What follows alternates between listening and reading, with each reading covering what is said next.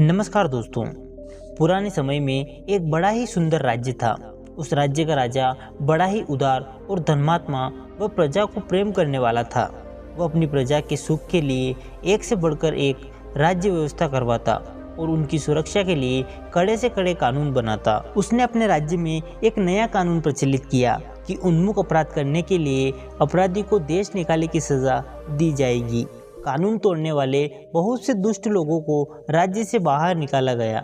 राज्य में चारों तरफ सुख शांति और समृद्धि का माहौल था। लेकिन एक बार भूलवश वही अपराध राजा से हो गया। राजा बहुत ही दुखी हुआ। राजा चाहता तो उस अपराध को छुपा कर रख सकता था, लेकिन राजा तो सच्चा था।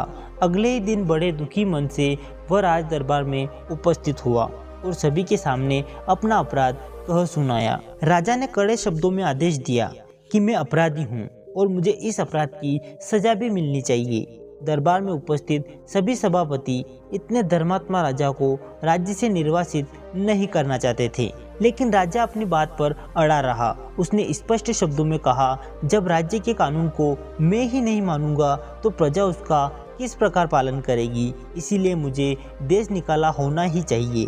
अंततः राज दरबार में यह निर्णय हुआ कि राजा को राज्य से निर्वासित कर दिया जाएगा। लेकिन अब प्रश्न यह था कि अगला राजा किसे बनाया जाए।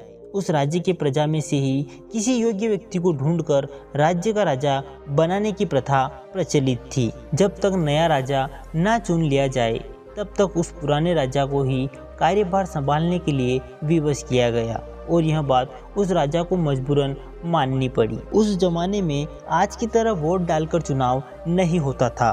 चुनाव का यह तरीका उन्हें पता नहीं था, ऐसी बात नहीं थी, बल्कि उन्हें अच्छे से पता था कि यह तरीका उतना प्रभावशाली नहीं है, क्योंकि लालच, दोष और झूठे प्रचार प्रसार के बल पर कोई नालायक भी चुना जा सकता है। इसीलिए व्यक्ति के सद्गुण ही उसके चुनाव की कसौटी थी। जो भी व्यक्ति सभी में अपनी योग्यता सिद्ध करता वही चुन लिया जाता।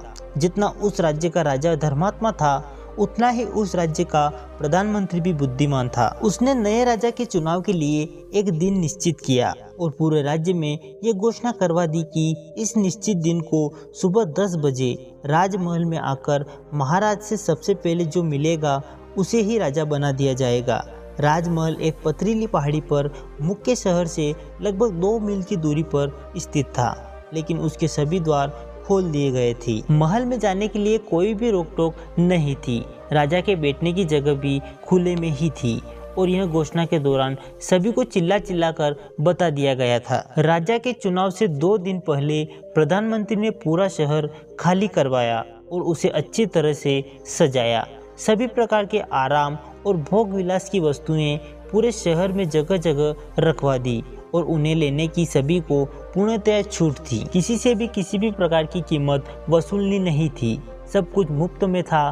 कहीं मिष्ठान के भंडार खुले हुए थे, कहीं खेल के तमाशे थे, कहीं आराम के लिए मखमल पलंग बिछे हुए थे, तो कहीं सुंदर वस्त्र आभूषण मुफ्त में मिल रहे थे। सुंदर और कोमल अंगों वाली युवतियां लोगों के सेवा सत्कार के लिए खड़ी थी। जगह जगह राजकीय नौकर हाथ में दूध और शरबत के गिलास लेकर खड़े हुए थे। इत्रों का छिड़काव और चंदन की सजावट से पूरा शहर मानो महक रहा था। शहर का हर गली, हर खोचा ऐसे सजा हुआ था मानो कि कोई राजमहल हो। चुनाव के दिन सुबह से ही राजमहल के चारों द्वार खोल दिए गए थे और लोगों को सजे हुए शहर में आने की अनुमति दे दी गई थी। शहर के बाहर खड़ी प्रजाजन जब शहर में प्रवेश किया तो उसकी सजावट को देखकर सभी हक्के बक्के रह गए।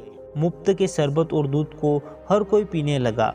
किसी ने मिठाई की दुकान पर आसन जमाया तो कोई सिनेमा देखने जा बैठा। कुछ लोग मुफ्त के गहने एवं कपड़े पसंद करने लगे तो कोई सुंदरियों के गले में हाथ डालकर नाचने लगा। सभी लोग अपने अपनी रुचि के अनुसार सुख सामग्री का उपभोग करने लगे। 2 दिन पहले ही सभी प्रजाजन को मुनादी कर यह बता दिया गया था कि राजा से मिलने का सही समय ठीक 10 बजे का है। इसके बाद पहुंचने वाले को राज्य का अधिकारी नहीं माना जाएगा। शहर की सजावट और सुख सामग्री का मेला सिर्फ कुछ ही समय का है। यह नियत समय के पश्चात इसे हटा दिया जाएगा। शहर का ऐसा एक भी व्यक्ति न था जिसे दोहरा कर यह सारी बातें ना बता दी गई हो, और सभी ने कान खोलकर सुन भी लिया था।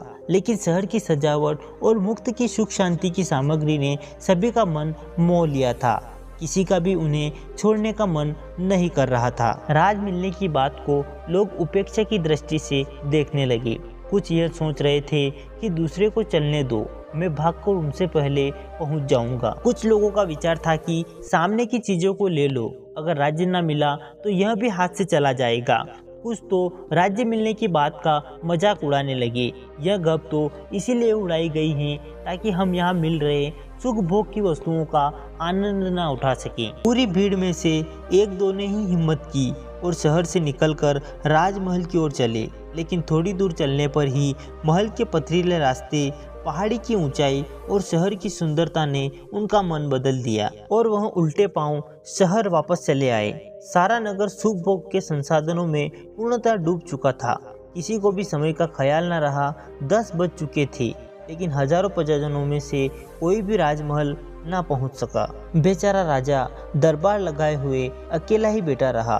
प्रधानमंत्री मन ही मन खुश हो रहा था कि उसकी चाल कैसे सफल हो रही है। जब राजा से मिलने कोई भी नहीं आया तो मजबूरन उसी राजा को फिर से राज्य का कार्यभार संभालना पड़ा। दोस्तों, ये कहानी भले ही काल्पनिक है, लेकिन ये मनुष्य जीवन की सच्चाई को दर्शाती है। हम भी तो आज के छोटे छोटे सुख भोगों के लिए अपने जीवन के लक्ष्यों और उज्जवल भविष्य की आहुति दे देते हैं। हम में से कौन ऐसा है जिसे यह नहीं पता कि लक्ष्य प्राप्त करने के लिए समय सीमित है, फिर भी हम समय को फिजूल के कार्यों में व्यर्थ कर देते हैं। और ये अनमोल समय जो आपका और हमारा भविष्य उज्जवल कर सकता है, ऐसा समय हम अपने हाथों से निकाल देते हैं।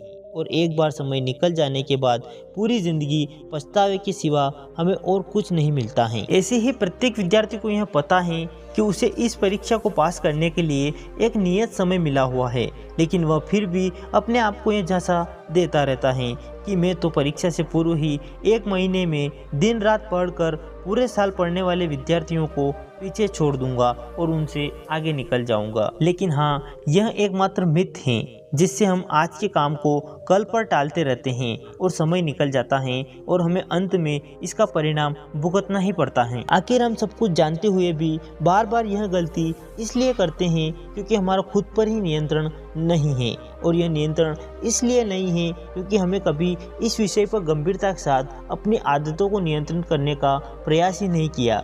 यही सत्य है। प्रत्येक काम के लिए समय सीमित है क्योंकि जीवन कभी भी खत्म हो सकता है। लेकिन हम में से कितने लोग हैं जो इस घोषणा को याद रखकर झूठे सुखों में नहीं डूबेंगे और अपना हर दायित्व समय पर पूरा करेंगे। इसीलिए किसी ने खूब कहा है, तुम अगर समय को बर्बाद करोगे तो एक दिन ऐसा आएगा जब समय तुम्हें बर्बाद कर देगा। यही समय का खेल है। इसीलिए समय बहुत ही मायने रखता है। Time is money, time is valuable.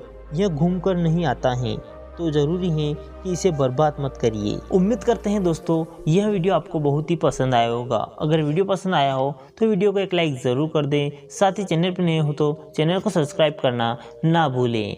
धन्यवाद।